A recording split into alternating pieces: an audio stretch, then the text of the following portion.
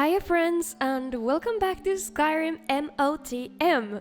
Well, not sure if this abbreviation will stick. In this episode, we have a lot of immersion mods and other sweet additions to enhance your game to the 2026 standard. It's new year and new me. Just kidding, it's the same old me, BCG or Raina if you wish.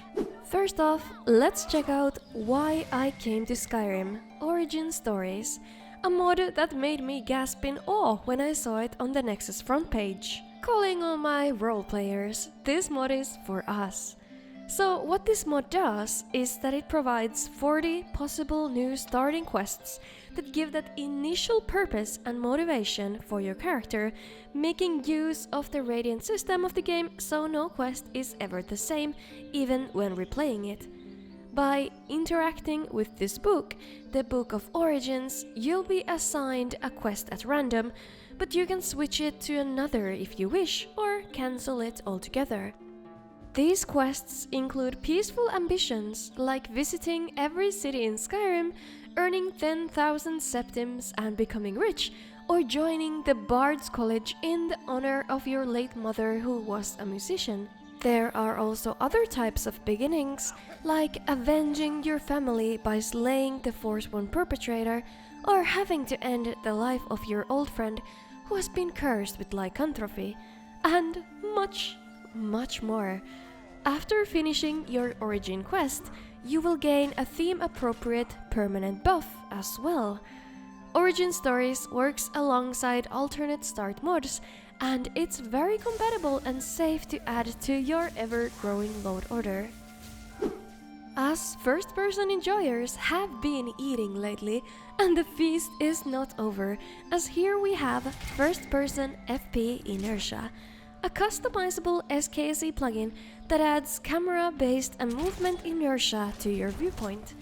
It is inspired by modern shooter games where you have that sort of drag to your hands and weapons while you're moving or jumping, which isn't present at all in the vanilla game. This small effect brings a feeling of realism to your first-person view, as it gives the sense of weight of whatever that is that you're carrying, and works with all animation or any other types of mods smoothly. Now let's take ourselves and our inertia into a dragon fight, as we have an incredibly cool new mod for the mighty Dova of Skyrim. Here we have Next Gen Dragon VFX. This mod heavily updates all the visual effects that are related to dragon attacks, whether you're looking at the fatal fire or the freezing frost, by adding a lot of new particles, attached lights, texture edits, and more realistic physics, and a whole lot more that I'm unqualified to explain, but you can read on the mod page.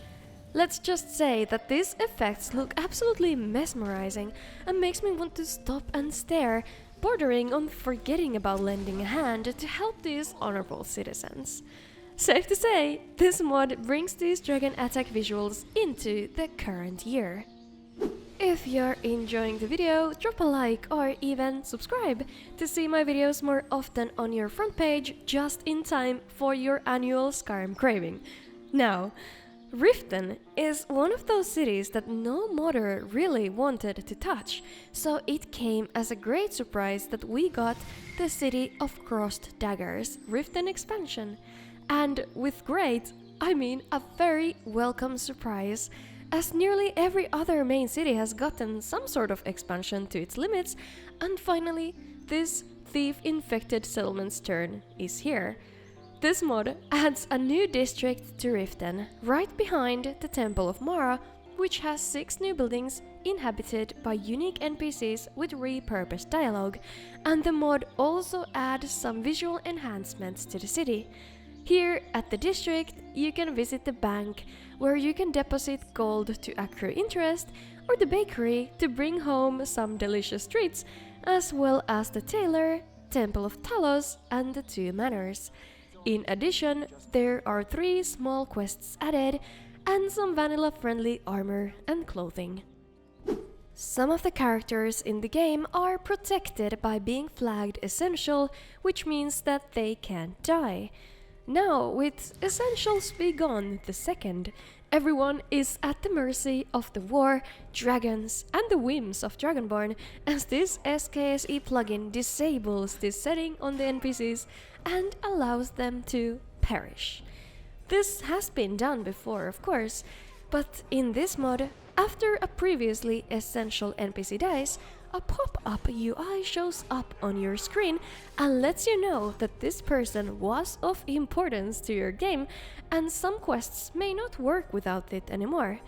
It's a good balance, I think, as it allows you to roll back a save or continue playing with this outcome. Next, let's check out something dark, something that's brooding in the underworld of Skyrim, more specifically in the Rift Hold. Halt. This is the Shrine of Mephala. If you're a pilgrim, welcome.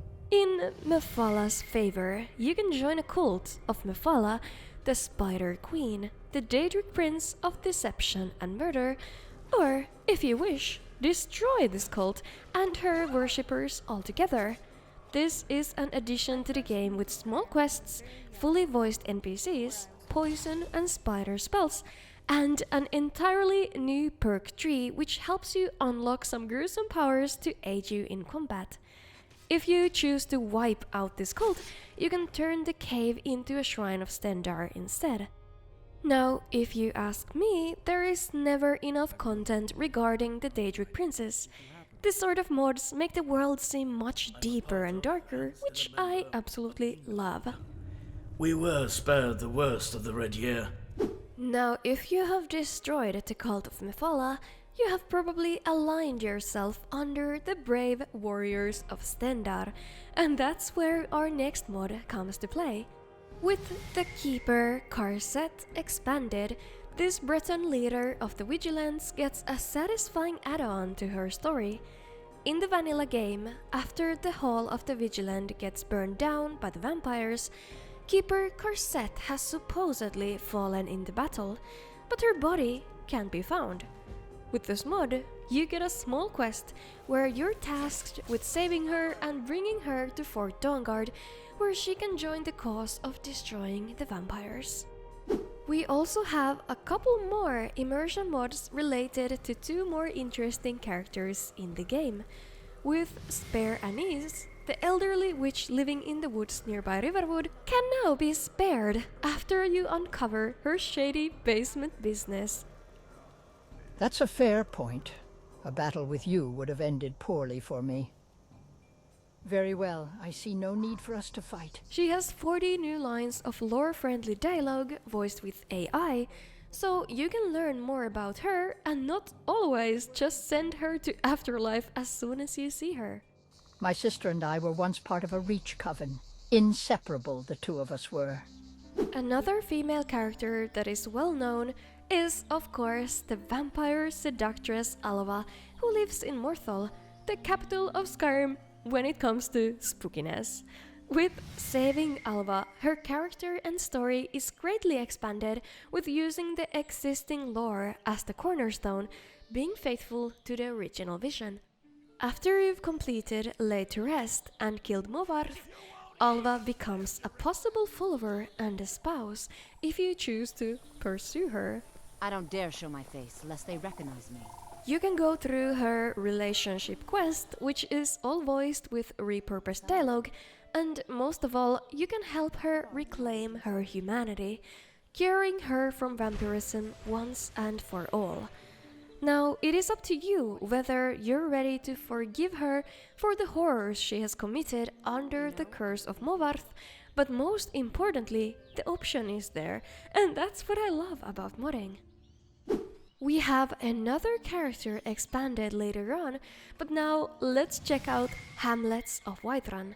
This mod adds the tiniest towns in the breezy Whiterun tundra, 6 in all, where small families and farming communities live, secured by stone walls and the grit they must have for living in tundra. Well, what was I supposed to do? Leave my little brother to the cold and the wolves? The cold and the wolves? Hjalrise is just down the road. He could have enjoyed a nice inn. Each of these hamlets have their own fun little quests you can do to help the citizens out in mundane ways, and these characters are voiced by volunteering voice actors that bring them properly to life. I think these hamlets add some feeling of space in the tundra. It scales it up, and it's a joy seeing one or two of these small houses and visit these hardworking people at their homes. Let's check out Dire Wolves from Prehistoric content series. This mod adds huge, mean-mugged dire wolves into the game, these canine creatures closely related to wolves of Skyrim. They are rare to come across, travel in a pack, and are a fearsome opponent to face in the wilderness in the far north of the province. And if you really love these cute little doggies, may I also suggest installing Direwolf Cavalry.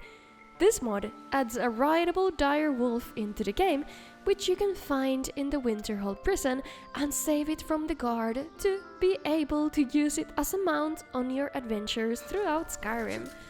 I want to make a Game of Thrones joke, but I won't. Next! Finally, we're taking a look at extended hireling dialogue, Teldryn. This mod expands the character of Teldryn Zera, the dark elf mercenary which you can find and hire from the Retching Netch Tavern in Raven Rock. Oh, that's going to leave a scar. He's the best swordsman in all of Morrowind if we're to believe him, and we should. This mod rounds him out as a character with nearly 800 new lines of dialogue to him, all carefully researched to uphold a standard of lore friendliness and faithfulness to the original character. Passed through Riverwood a few times with my former employer. It's Orgnar. nice and quiet here. Orgnar, I like are you it. listening? In addition to his new lines, there are also lines added to other vanilla NPCs who interact with Teldryn in different ways. Well, if it isn't Teldryn Zero back in Windhelm. Come on then, let's get this over with, shall we? Isn't there still a bounty on you? I have no recollection of that. Yeah, deny it all you want, but we guards remember things. You know, he's probably right, but I'm admitting nothing. All of this dialogue is AI generated, and it includes reactions to various things, including different locations, the current weather, combat lines, and talking to other characters, some modded NPCs included. With this mod, Teldryn feels more of a real person, and you can learn a lot about him and his personality as you two walk on the path together. No, that's a Witcher thing. Well, you know what I mean. We still have one more mod to go, which does the opposite of what I usually showcase. Here we have Riverwood Unfortified. See, why am I so excited to see this? This mod disables all the vanilla fortifications around the coziest town in all of Skyrim and replaces them with smaller walls after you have completed the quest before the storm, as the guards are sent to Riverwood and presumably some of them would start building the fortifications to secure the town a little more now that the dragons have returned. I love how it looks, but then again, I think I love Riverwood in any case, walls or not. Thanks for watching. I hope you found some new mods for your load order. I certainly did. Leave a like if you enjoyed the video, and special thanks to those who go above and beyond by supporting me and the channel on Patreon. Ryan Ulrich, The Panicked Monk, Billy Duncan, Onshore515, Alex Lagenwhite, Angrius Windstorm, Divine Cleric, Tunki, Amenity, Don Wright, Krakenhelm, Simon Wakes, J. Michael, Hitpoint, and Nocturnal Emissary. See ya!